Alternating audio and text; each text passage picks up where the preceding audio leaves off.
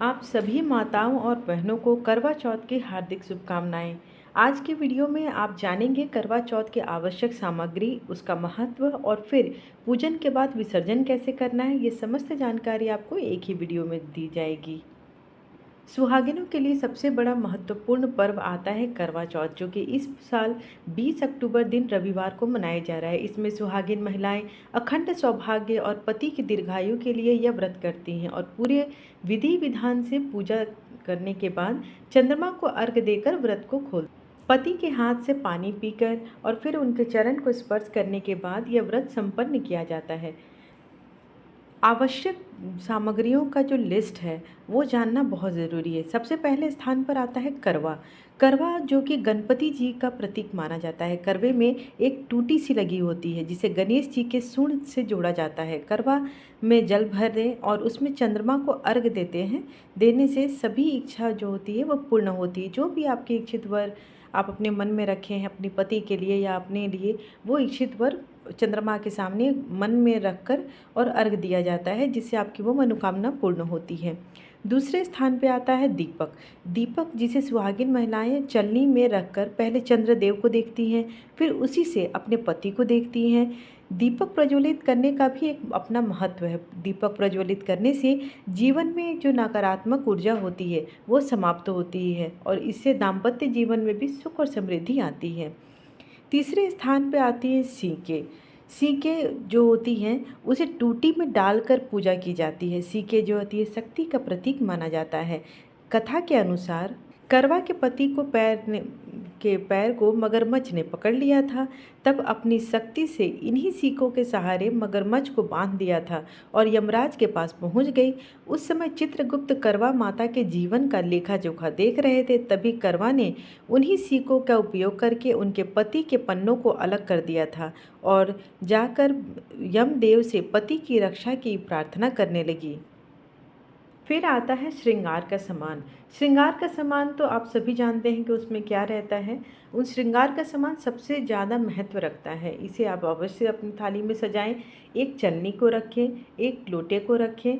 इन सब चीज़ों से अपनी जो थाली है उसमें सजाएं। उसमें खास करके आपको ध्यान रखना है कि करवा चौथ की पूजा की थाली को सजाने के लिए उसमें करवा, छलनी, दीपक, सिंदूर, पानी का लोटा, मिट्टी की 5 डेलियाँ, कांसे के सिक्के और मिठाई जो कि दूध से बनी हो, ऐसी चीज़ों को अवश्य रखें। तत्पश्चात शाम के वक्त जब महिलाएं अपनी सखी और पड़ोसी महिलाओं के साथ करवा चौथ के व्रत की पूजा करती हैं और अपनी अपनी थाली सजाकर ले जाती हैं। इन चीज़ों को पूजा से पहले ही घर लाकर रख लें। करवा माता और गणेश जी की तस्वीर या मूर्ति, करवा माता की चुनरी, नए वस्त्र, गणेश जी और शंकर जी के लिए नए वस्त्र ये ले आएँ। आजकल मार्केट में आप देखेंगे तो एक कैलेंडर भी मिलता है करवा चौथ के नाम पर, तो उसमें भी माता की आरती रहती है, कथा रहती है, तो आप उसे भी लगाकर पूजा कर सकते हैं। करवा माता की चुनरी, नए वस्त्र, गणेश जी और शंकर जी के लिए भी नए वस्त्र, मिट्टी का करवा, एक ढक्कन, एक थाली, चांद देखने के लिए छन्नी, लकड़ी की चौकी, 16 श्रृंगार की सामग्री, कलश, दीपक, रुई की बाती, कपूर, गेहूँ लहुआ, 8 पुड़ियों की अठावरी, अक्षत, हल्दी, चंदन, फूल, पान का पत्ता, कच्चा दूध, दही, शक्कर या शहद भी आप कह सकते हैं, गाय का घी, रोली, कुमकुम, मिठाई, ये सभी चीज़ें जो हैं और दक्षिणे के लिए पैसे, ये सारी चीज़ें लेकर तब आप पूजा के लिए बैठे। कथा को आप किसी ब्राह्मण के मुख से भी सुन सकते हैं और चाहे तो खुद भी, जो घर में कोई एक बड़े हों या खुद भी आप पढ़ सकते हैं।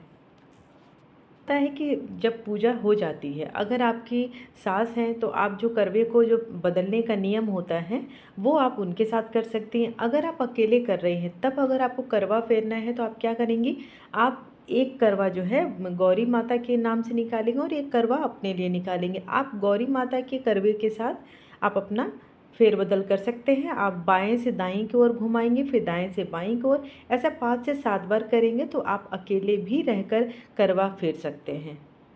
अंत में जब रात्रि में आप पूजा कर लेते हैं उसके बाद चंद्रमा को अर्घ देकर और उसके बाद जो है आप अपने पति को हाथों से पानी पीकर अपने व्रत को खोल लेते हैं।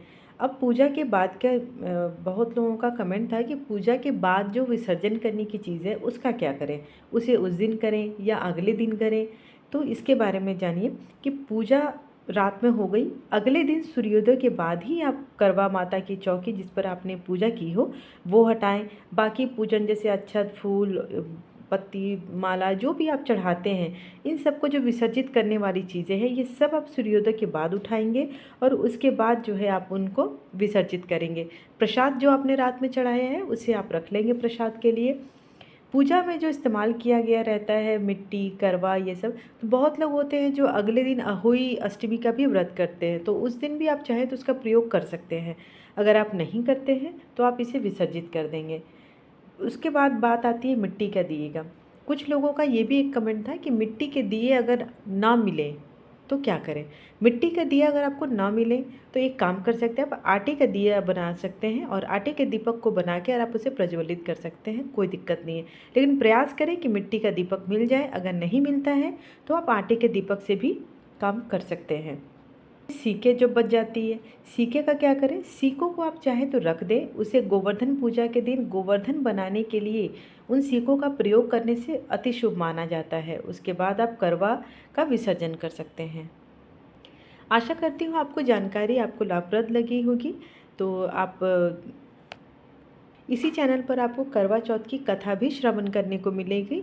तो आप जुड़े रहें और चैनल को ज़रूर से ज़रूर सब्सक्राइब कर लें। धन्यवाद।